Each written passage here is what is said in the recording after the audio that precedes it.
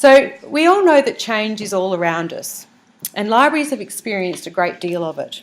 Technology, disruption, innovation, reinvention, demands on our libraries, doing more with less, new roles, new structures, new cultures. It's just seemingly endless.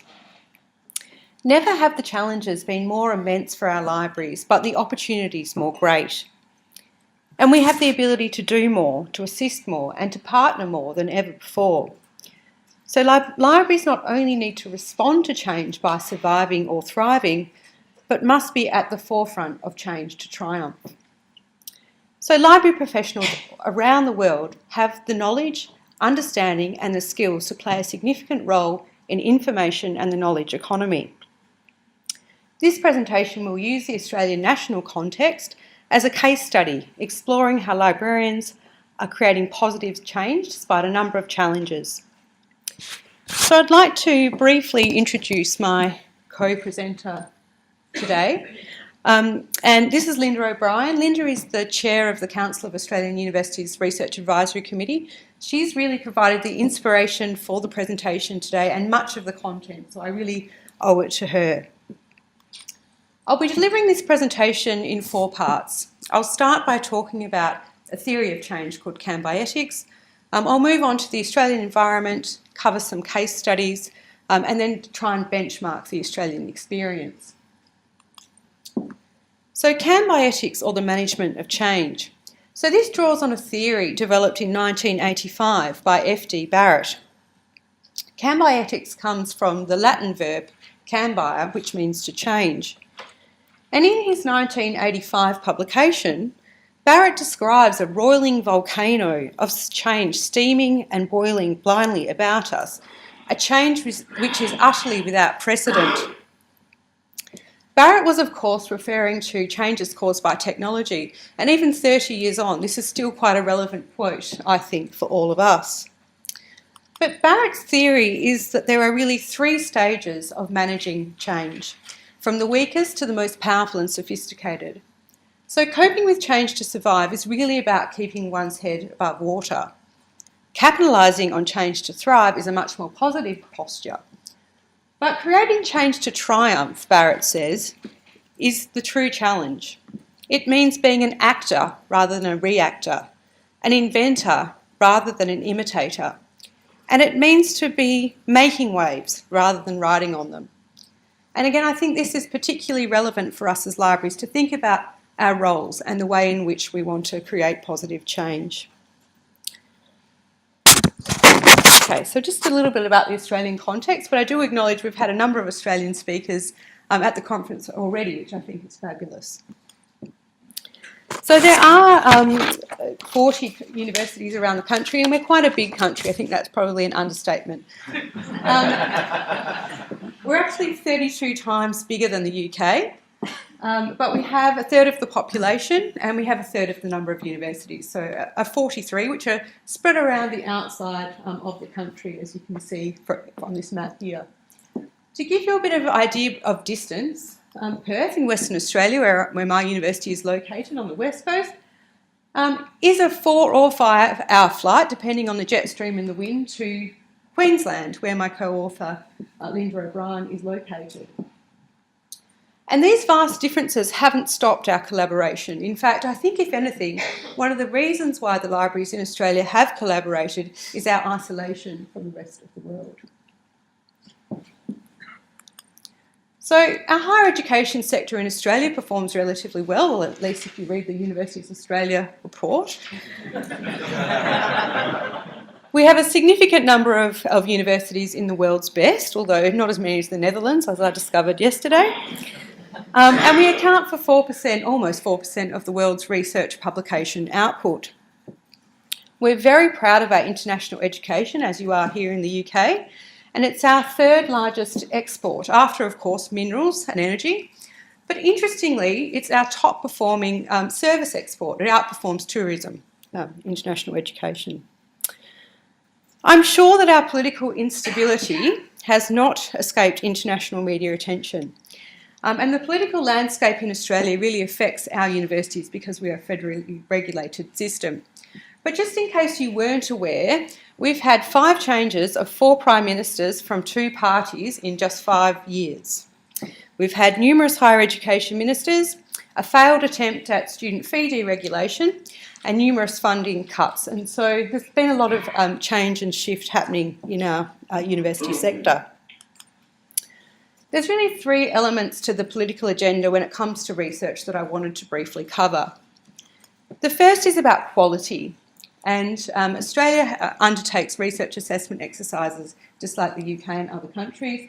And in 2007, the federal government introduced the Research Quality Framework, which was largely based on the research assessment exercise in the UK. As part of this introduction of the RQF, 26 million Australian dollars, or about £13 million, was made available to libraries to develop institutional repositories in our institutions, and they formed a key part of the research assessment exercises. In 2010, I think, we had another change of government, and the RQF was out and the ERA, or the Excellence for Research in Australia, was in. And we've had a number of rounds of that research assessment, with institutional repositories remaining a key part. The next element of the political agenda is a focus on research infrastructure. So around 2004, the federal government decided that we needed to have a very coordinated approach to the way in which we invested our research infrastructure. And this wasn't about data or information, it was things like telescopes and boats and other technology.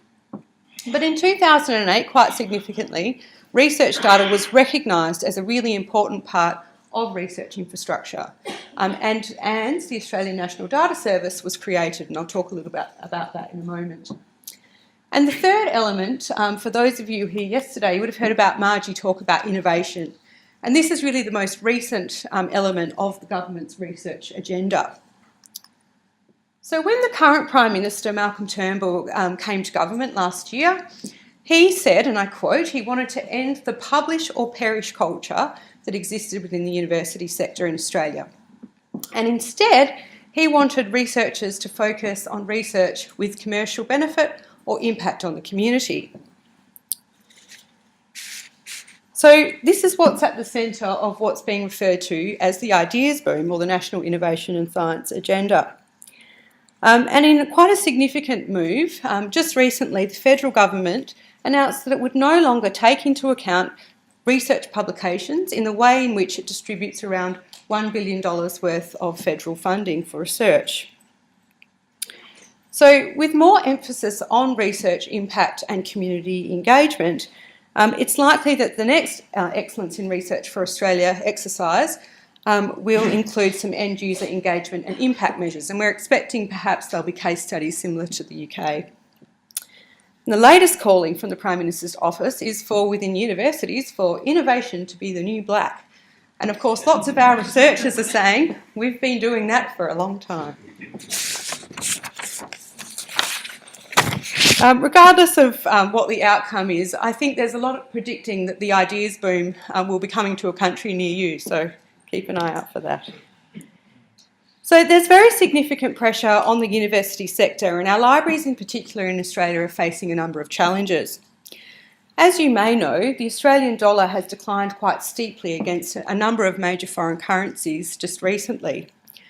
To give you an idea of that impact, at my own university, the University of Western Australia, for our information resources budget, we spend about 80% on US dollars. And we've seen a decline of 30% in 3 years. And just for this year alone, it means an extra $1.5 million just to maintain our expenditure. In addition, we've had a number of changes in the sector. We've had a lot of political changes that I've talked about, and uncertainty. And so our universities are conducting many a review, looking at administrative savings and ways of finding efficiencies. And this is done using a tool called Uniforum, which I think is being used in the UK in some institutions. And we've had a lot of debate within the higher education sector in Australia about the tool. But regardless of the tool, the emphasis on efficiency means that Australia's research libraries really need to demonstrate value and impact the research agenda. So I'm going to move on now to talk about some case studies and examples in this space. So many well-developed services now exist within Australian university libraries to support research. From our institutional repositories, which were established as part of the RQF that I talked about, now containing over 650,000 full-text items, which are downloaded 32 million times annually, to the establishment of many new positions, data librarians, e-research specialists, scholarly communication librarians. And in addition to the services listed here, many university libraries are involved in publishing, with many university presses, increasingly open access being supported by our libraries. So some of the ways in which we've really been able to develop the capacity to develop these services is through the Council of Australian University Librarians and its Research Advisory Committee. So this committee was established in 2013 to assist members to engage in the government's research agenda, and particularly through institutional repositories, research data management and research skills training. There's really three pillars to the Research Advisory Committee. Certainly capacity building is very important, so enabling our staff within our institutions to develop skills, engagement and advocacy, meeting regularly with the funding bodies within Australia, and ensuring that we promote the work of our Australian university libraries to bodies such as Universities Australia. And one of the reasons why my co-author couldn't be here with us at the conference is that I think it's today, or it could be tomorrow, depends on the time difference. She'll be presenting to the Deputy Vice-Chancellor's research group, so the 40 Deputy Vice-Chancellors from around the country, on the role of Australian university libraries and on the changing scholarly communication landscape. And last but not least is leadership and action. And often we hear about the librarian's ability to convene, to be a neutral party, bringing others together. And the best example of that, I think, recently is the establishment of the Australian Orchid Consortium model. And CORE played a very important leadership role in establishing this. And this was no mean feat. There were 6 different organisations and groups involved, including the Council of Australian University IT Directors, our Research Management Society, and so on. But the model has really maximised the benefit for ORCID in Australia. It's a much reduced cost compared to an individual institutional membership. And it's provided much flexibility for the way that we implement ORCID within our institutions, including the timing, and it's going to provide ongoing support. And certainly Australia was very fortunate to have some international approaches, such as the JISC ARMA approach, which provided important insights and lessons learnt. So I'm going to move on to talk about research data now. And so as I said, the Australian National Data Service was implemented in 2008, and Australian libraries have really played a key role with ANZ in developing research data management capacity in Australia. And I'm just going to talk about 3 things about ANZ. So the first is the Research Data Australia interface. And this is quite an amazing system, and there's a tremendous amount of intellectual property here. So I can look up the ocean temperatures of the Tasman Sea. I can get mediated access to ancient rock art images, Indigenous images from our Kimberley community. And I discovered last night that I can even read an unpublished history of my own university that I didn't know even existed. So there's a lot of data in this repository. And it's really Australian university libraries that have worked with researchers to populate the repository. And so I'm just going to talk about some of the individual projects that have happened within universities within Australia to populate it, just to demonstrate the depth and the breadth. I could have chosen, I think there were 30 or 40 examples to choose from that Anne's provided me, but I've just narrowed it down to 6. So the first is Terra Nova, the Research Library of the Future. And this is at Griffith University Library, where they helped establish both the idea of and implementation of the Climate Change Adaptation Hub. So librarians were very heavily involved in developing the metadata schema, working with researchers to get their data in there, improving the end user interface and so on. The next example, the John Delator Centre at Curtin University Library, also in Western Australia, is a major open data collection of mineral data, mineral and geochemical data. And this was really the first time the centre had worked with the library. And in 2015, the library team who were responsible for this project won a Vice-Chancellor's Award for Innovation. The University of Melbourne, the libraries partnered with the Hoffman Institute to create the Australian Drosophila Ecology and Evolution resource. Again, this is an open data collection, and what's really interesting about this particular collection is that researchers from other institutions have actively wanted to add their own data, making it an open data collection that really crosses institutional boundaries. CropPow, couldn't leave out my own university, University of Western Australia, has developed an open data collection of protein mapping. And this is about trying to find more sustainable and efficient ways of growing crops. And so we have a database of protein maps. The University of Adelaide, the libraries worked closely with the Australian Centre for Ancient DNA to establish a genome repository.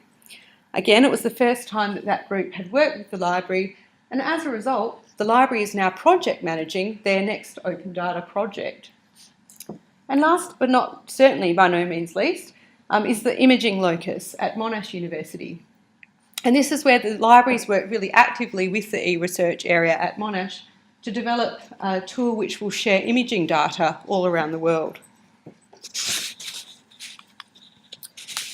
And the third component of ANZ that I just wanted to briefly highlight is capacity building.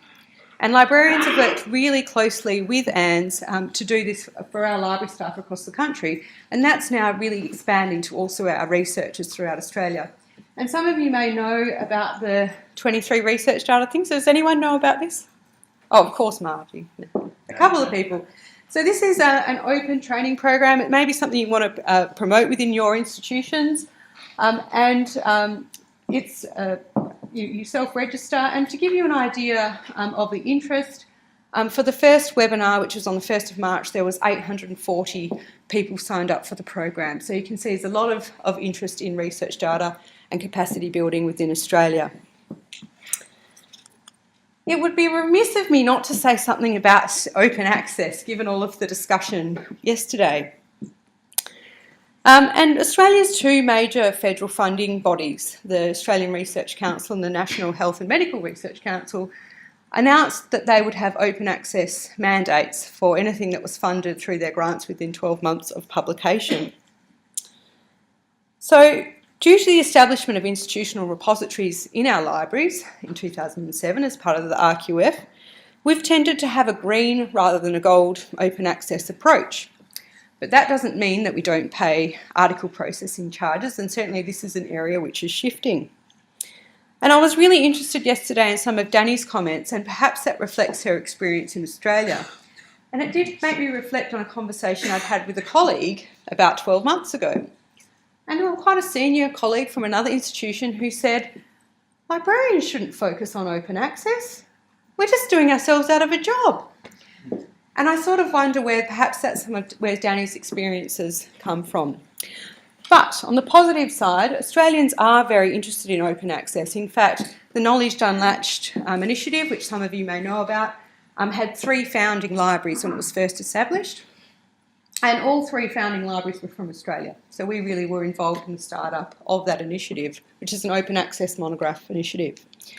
The other excellent example of advocacy by librarians creating positive change is the Australasian Open Access Strategy Group. And again, Danny was very involved in the establishment of this group some years ago. This is 9 Australian institutions who've got together to really advocate, collaborate, raise awareness and lead and build capacity as far as open access is concerned. Interestingly, one of the challenges is that it's not yet clear what the role of our institutional repositories will be into the future. While data is really at the centre of the innovation and the ideas boom, our repositories not so much. But it strikes me that in an environment where the government wants us to share our research with industry and with community, this presents a major opportunity for us to open up Australia's research. And I think this is something that CORE will be involved in into the future. So how can we benchmark the Australian context? I thought this might be a good thing to try and do, but in fact I spent a long time searching for ways to benchmark our context with not a lot of success.